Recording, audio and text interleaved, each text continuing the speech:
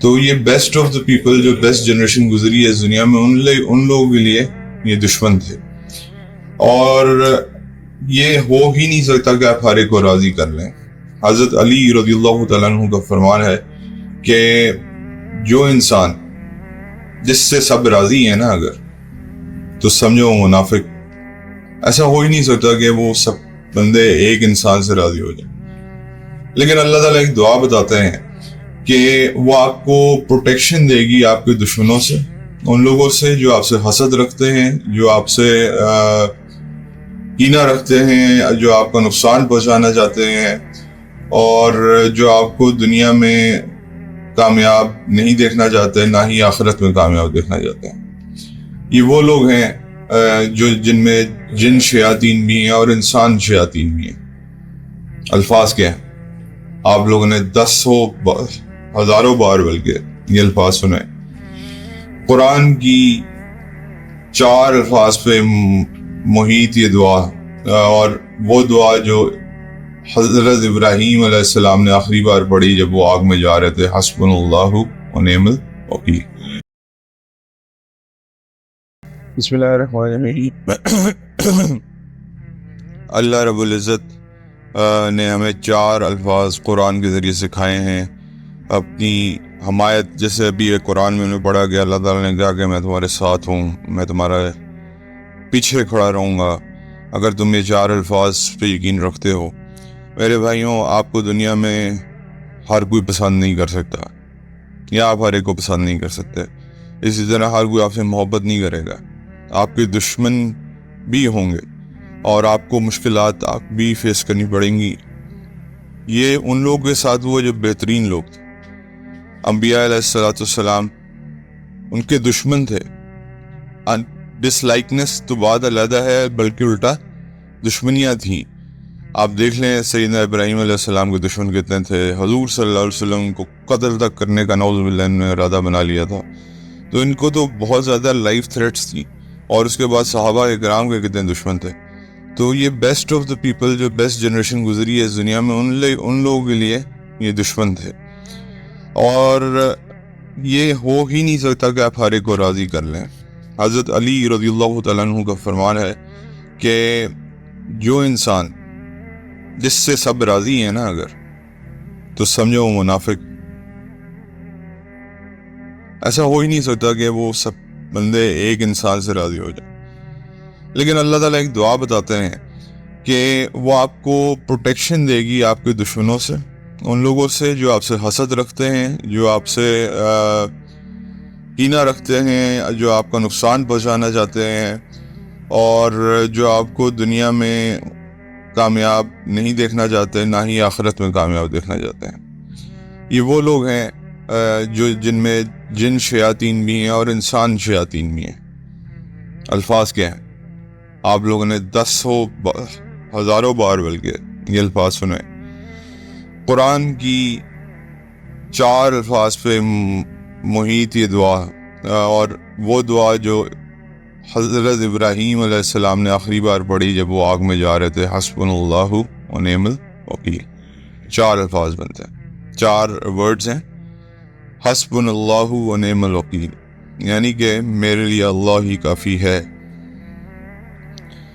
اسی طرح احد میں جب مسلمانوں کو انفارچونیٹلی حضور صلی اللہ علیہ وسلم کی ایک حکم عدولی کی وجہ سے شکست کھانی پڑی، تو احد میں آ کے کفار نے نبی کریم صلی اللہ علیہ وسلم کو نیچے سے پکارا اور کہا نعوذ باللہ کہ یا محمد، اسلام معاذ اللہ تباہ ہو کے رہ جائے گا معاذ اللہ.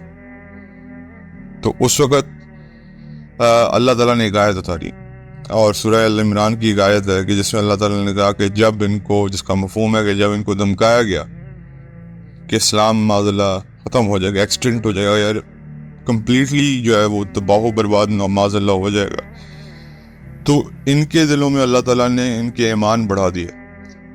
یعنی کہ صحابہ نے اس چیز سے اور موٹیویشن لی، اور اس کے بعد کیا کہا؟ قولوا حسبنا اللہ و نعم الوکیل، ہمارے ساتھ ہمارا اللہ ہے.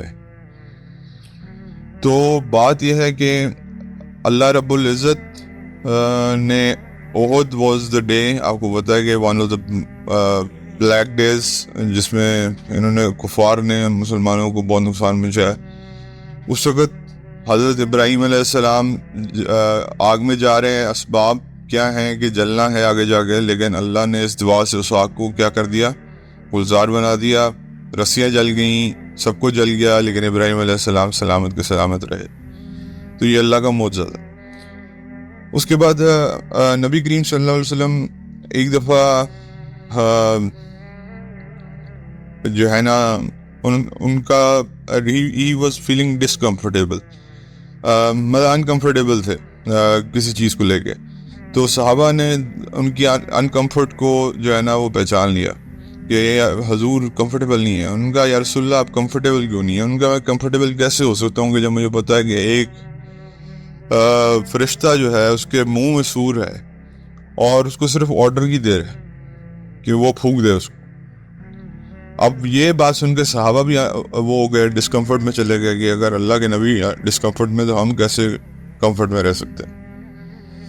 تو صحابہ نے پوچھا یا رسول اللہ اس وقت ہم کیا کریں؟ اگر وہ منظر قیامت کا سامنے ہو، سور پھونکا جا رہا ہو، تو حضور نے فرمایا قولوا حسبنا اللہ ونعم الوکیل، یہ دعا کرنا سکتا. یعنی کہ جب بھی کوئی تم پہ مشکل آئے، اور یہ کون سی قیامت، کون سی تباہی ہے؟ دنیا کی سب سے بڑی تباہی ہے، کوئی تباہی اس سے بڑی نہیں ہو سکتی. یعنی کہ اگر اس وقت اللہ کے نبی ہمیں یہ دعا پڑھنے کا سکھا رہے ہیں تو اس کا کیا مطلب ہے کہ چھوٹی ہارڈ شپس کے لیے تو اللہ تعالیٰ یہ دعا ہمارے لیے کتنی مؤثر ہے. اب ہم لوگ اس کو پڑھتے ضرور ہیں، جانچتے ضرور ہیں، لیکن یقین اس کے اوپر اس طرح نہیں ہے جس طرح ہونا چاہیے. اچھا، اس سے کیا فائدہ ہوتا ہے؟ اللہ تعالیٰ 4 چیزیں عنایت فرماتے ہیں جو لوگ یہ حسبنا اللہ ونعم الوکیل پڑھتے ہیں. پہلی چیز، اللہ تعالیٰ اپنی بلیسنگز عنایت فرماتے ہیں. دوسری چیز، اللہ تعالیٰ اپنی گریس عنایت فرماتے ہیں. تیسری چیز، اللہ تعالیٰ ان لوگوں کو ہارم یعنی کہ کسی تکلیف میں مبتلا نہیں ہونے دیتے. چوتھی چیز، اللہ تعالیٰ اپنی رضا نصیب فرماتے ہیں. اب یہ 4 چیزیں اگر آپ کو مل جائیں یا مجھے مل جائیں تو ہمیں اور کیا چاہیے دنیا میں گزارے کے لیے. اچھا، پارٹ آف اٹ، لوگ بڑے بڑے وکیل کرتے ہیں پاکستان میں. کس لیے کرتے ہیں؟ مقدمہ جیتنے کے لیے، ایسے ہی کہ ہم اپنا مقدمہ جیت جائیں. جس کا وکیل اللہ ہوگا اس کو کون ہرا سکتا ہے؟ آپ بتا دیں مجھے. جس کے ساتھ اللہ ہوگا اس کو کون شکست دے سکتا ہے؟ جس کو اللہ ڈیفینڈ کرنے والا ہوگا اس کو کون اس کے خلاف میلی آنکھ سے دیکھ سکتا ہے؟ اور یہ سارے قصے، یہ موسیٰ علیہ السلام کا قصہ بھی آپ پڑھ رہے تھے، حضرت ابراہیم کے قصے آپ نے پڑھ لیے. اینڈ میں کون سا گروہ جیتا؟ وہ گروہ جس کے ساتھ اللہ تھا. حزب اللہ جو ہے، یعنی کہ ایک حزب الشیطان ہے اور ایک حزب اللہ ہے. حزب اللہ will always be the winner because وہ کہتے ہیں حسبنا اللہ ونعم الوکیل. ہمارا وکیل کون ہے؟ اللہ is sufficient for us. Allah is sufficient for us. صحابہ اکرام کا کیا عمل تھا؟ اسی طرح نماز پڑھتے تھے، 2 رکعت حاجت کے پڑھتے تھے، جائے نماز بچاتے تھے، اللہ سے دعا مانگتے تھے، بنجر زمین کے اندر سے پانی نکلوا لیتے تھے. اللہ تعالیٰ ان کو بنجر زمین کے نیچے سے پانی، سیراب پانی دے دیتا تھا. یہ یقین کی باتیں ہیں. لیکن میں اور آپ اس دعا کو اگر یقین سے پڑھیں تو ہم اس کی جو ہے ہر قسم کی، آپ خود سوچ لیں کہ قیامت کے دن اگر اللہ کے نبی یہ دعا کا کہہ رہے ہیں کہ تو پھر آپ کی باقی ہارڈ شپس بہت چھوٹی ہیں اس کے مقابلے میں. تو اس مومنٹ کو ریلیو کریں اور اس کو یہ سوچ کے پڑھیں ایک دفعہ کہ اللہ میرے ساتھ ہے. جب آپ یہ کہتے ہیں نا تو آپ کا دل ویسے ہی بڑا ہو جاتا ہے. جب آپ یہ الفاظ دہراتے ہیں نا، جب آپ کہتے ہیں کہ اللہ از آن مائی بیک، تو آپ کا دل جو ہے وہ ویسے ہی اتنا بڑا ہو جاتا ہے صرف اتنا کہنے سے کہ آپ امیجن نہیں کر سکتے، لیکن یہ آپ کو دل سے کہنا ہے اور دل سے پھر اس کے اوپر ڈٹ بھی جانا ہے۔ پھر جب مشکلات آئیں گی تو اس میں پھر یقین کس کے اوپر ہوگا؟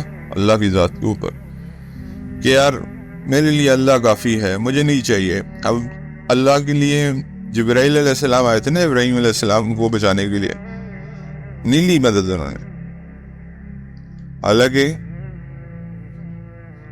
لے سکتے تھے مدد آگ سے بچنے کے لیے، اسباب پورے کر سکتے تھے، لیکن ان کا نہیں، میں اللہ تعالیٰ، اگر آپ کو اللہ نے بھیجا تو دیٹس فائن، لیکن اگر آپ خود اپنی مرضی سے آئیں تو مجھے کسی کی ضرورت نہیں ہے، مجھے اللہ ہی کافی ہے۔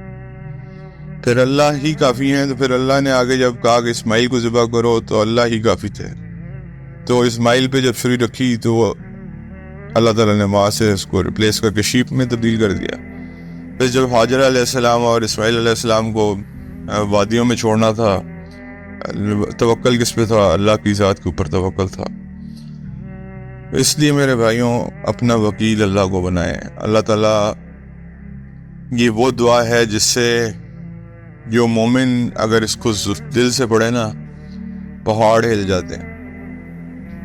علماء کہتے ہیں پہاڑ ہل جاتے ہیں اگر مومن ایک دفعہ سچی بار حسبی اللہ و نعم الوکیل پڑھ لے تو اس سے پہاڑ ہل جاتے ہیں۔